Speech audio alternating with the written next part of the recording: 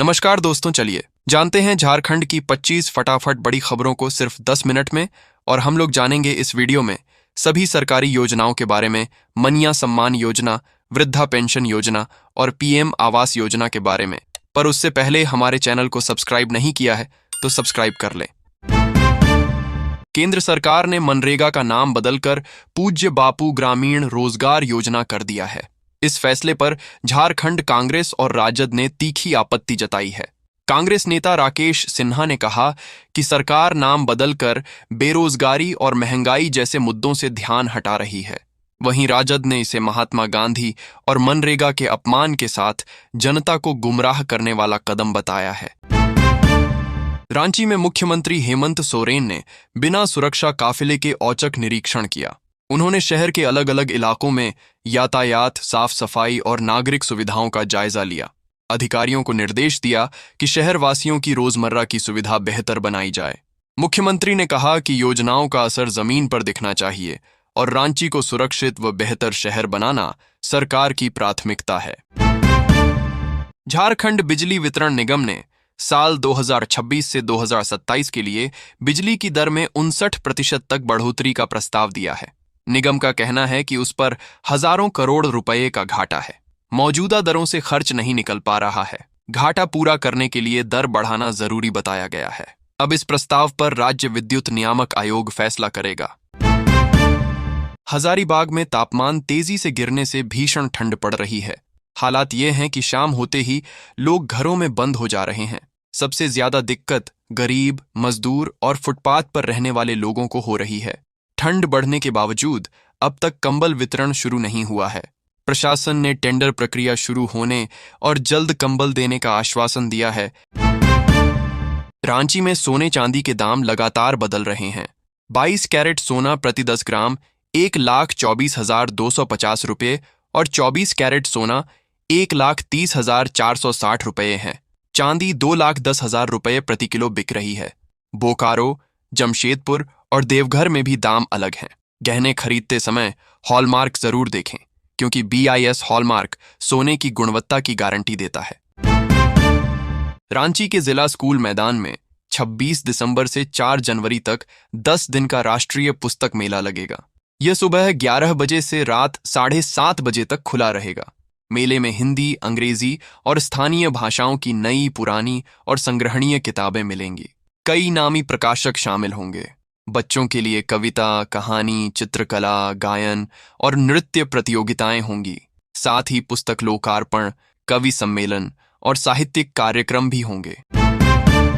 स्वास्थ्य मंत्री डॉक्टर इरफान अंसारी ने कहा कि जनता भाजपा नेता बाबूलाल मरांडी को जवाब दे चुकी है।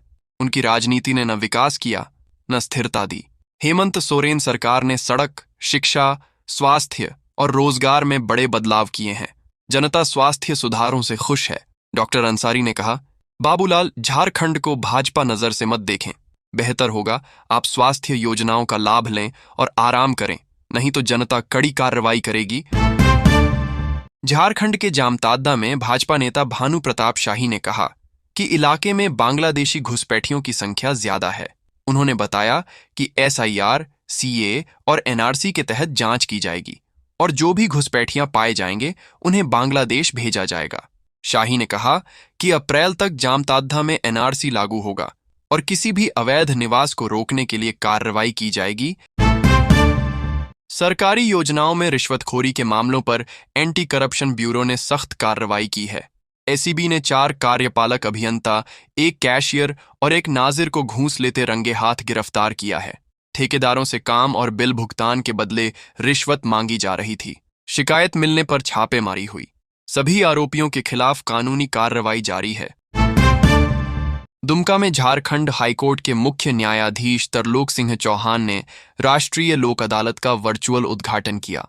इस दौरान 22,000 से अधिक लाभुकों को 13 करोड़ से ज्यादा की परिसंपत्ति दी गई। उन्होंने कहा कि न्याय व्यवस्था को संवेदनशील और मानवीय बनाना जरूरी है। लोक अदालतें विवाद सुलझाने में अहम भूमिका निभाती हैं। झारखंड सरकार 15 दिसंबर से धान खरीदारी शुरू करेगी। जिले में 70 पैक्स चिन्हित हैं।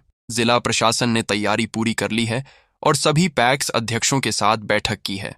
किसान बिचौलियों के झांसे में न आए और सीधे विभाग को धान बेचें। न्यूनतम समर्थन मूल्य और राज्य बोनस मिलाकर 2,450 रुपये प्रति क्विंटल मिलेगा। खरीद के 48 घंटे में किसानों के खाते में भुगतान अनिवार्य होगा। झारखंड के कई जिलों में ठंड के साथ घना कुहासा छाया है। रांची, जमशेदपुर और देवघर में दृश्यता कम होने से उड़ानों में देरी और डायवर्ट होना पड़ा।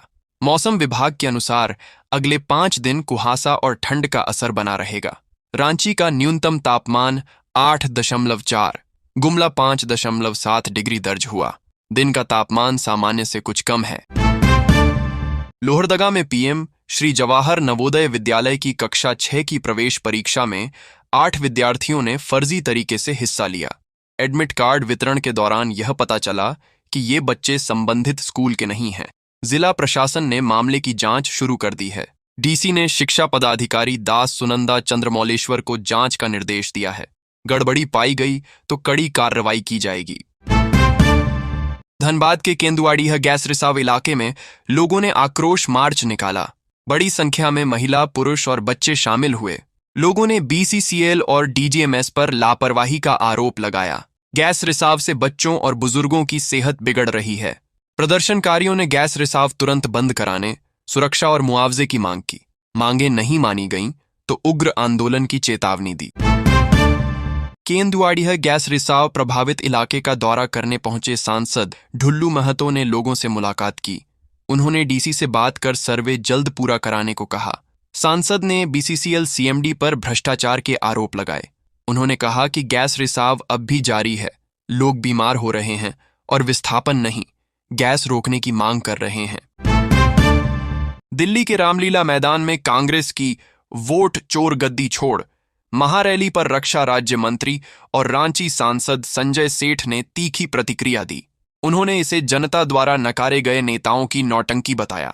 संजय सेठ ने कहा कि कांग्रेस चुनाव हारने के बाद फेस सेविंग कर रही है। उन्होंने केरल के तिरुवनंतपुरम नगर निकाय चुनाव में भाजपा की जीत का भी जिक्र किया। हजारीबाग में आजसू पार्टी का मिलन समारोह सह कार्यकर्ता सम्मेलन हुआ। कार्यक्रम में सुदेश महतो और विधायक निर्मल महतो मौजूद रहे। कई लोग पार्टी में शामिल हुए।